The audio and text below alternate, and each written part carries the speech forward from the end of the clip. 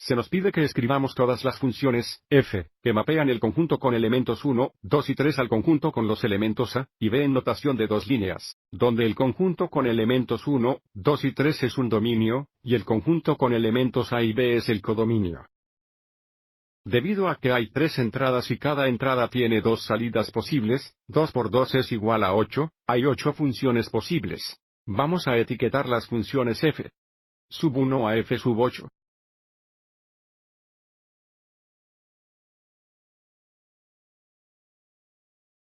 Cada una de las funciones tiene 1, 2 y 3 como entradas, que van en la primera fila de la matriz para la notación de dos líneas.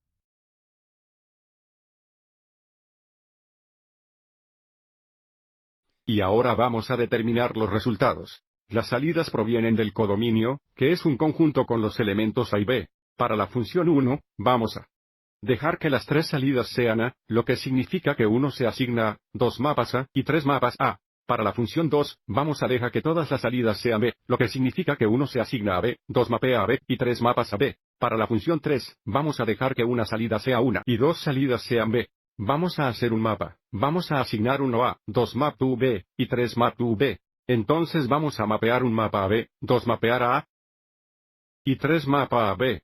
Y luego vamos a dejar que 1 mapear a b, 2 mapear a b y 3 mapear a.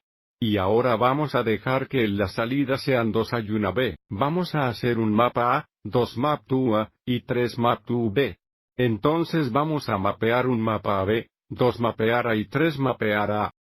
Y vamos a dejar que 1 mapa a, 2 mapa a b y 3 mapa a. Y ahora tenemos todas las posibles funciones. Entonces, para el número 1, ¿cómo? ¿Hay muchas funciones? Hay 8. De nuevo, hay 8 porque hay 3 entradas, y para cada entrada, ahí son 2 posibles salidas.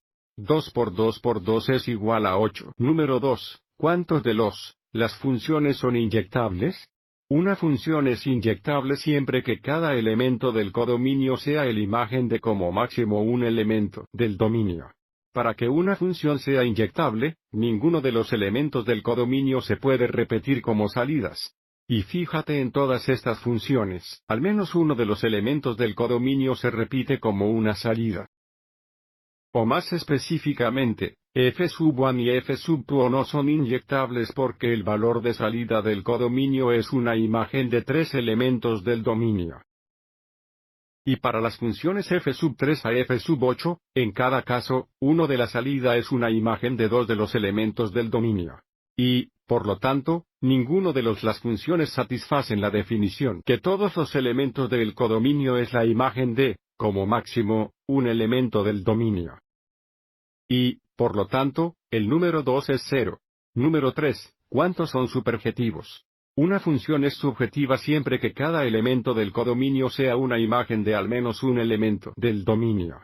Bueno, las funciones de sub 1 y f sub 2 no son subjetivos porque para la función f sub 1, el elemento de b del codomain no es una imagen de al menos un elemento del dominio, y para la función f sub 2, el elemento de a del codominio, de nuevo, no es una imagen de al menos un elemento del dominio. Sin embargo, las funciones f sub 3 a f sub 8 son sobreyectivas, de nuevo, porque en cada caso, los elementos de a y b del codominio son imágenes de al menos un elemento del dominio.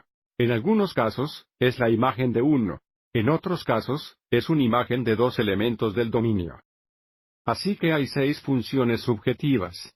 Así que si hay 8 funciones en total, 0 funciones de inyección, y 6 funciones subjetivas, es decir, 2 de las funciones no son ni inyectables ni sobreyectivas, y esas serían funciones f sub 1 y f sub 2.